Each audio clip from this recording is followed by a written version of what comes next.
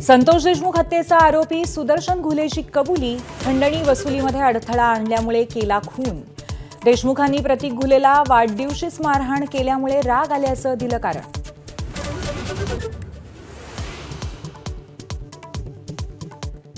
सुदर्शन घुलेच्या कबुलीने कराड आणि धनंजय मुंडेंचाही कटातील सहभाग स्पष्ट.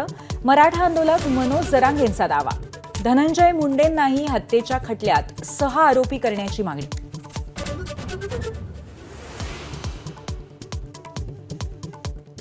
इंद्रजित सावंतांना फोन केल्याची प्रशांत कोरटकरची कबुली. कोल्हापूर पोलिसांनी केलेल्या चौकशीमध्ये उलगडा. मोबाईलमधील डेटाही डिलीट केल्याचं मान्य.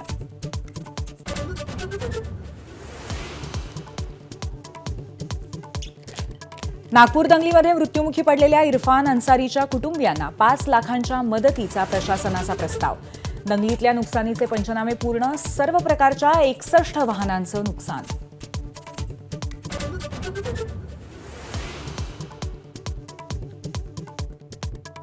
पंतप्रधान मोदींच्या नागपूर दौऱ्यासाठी पोलीस प्रशासन सज्ज. नागपूर दंगलींच्या पार्श्वभूमीवर सायबर सेलकडनं सोशल मीडियावर पाळत. वेव्हान फॉरवर्ड यांना सायबर सेलचा इशारा.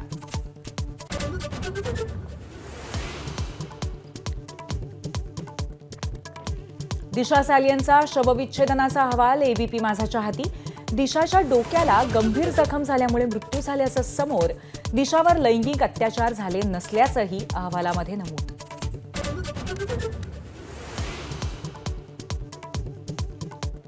संविधानावरच्या विशेष चर्चेनंतर अर्थसंकल्पीय अधिवेशनाची सांगता. मुख्यमंत्र्यांच्या भाषणाचं ठाकरेंच्या शिवसेनेचे नेते भास्कर जाधवांकडनं दिलखुलास कौतुक. भाषणाचं पुस्तक प्रकाशित करण्याची सूचना.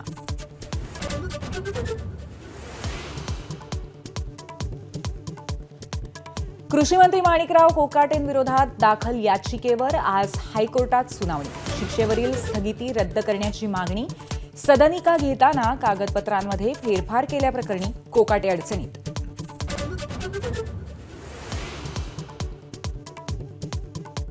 देवाने अल्लाने जेवढं आयुष्य दिलंय तेवढंच आहे. लॉरेन्स बिश्नोई गँगकडनं येणाऱ्या धमक्यांवर अभिनेता सलमान खानचं उत्तर.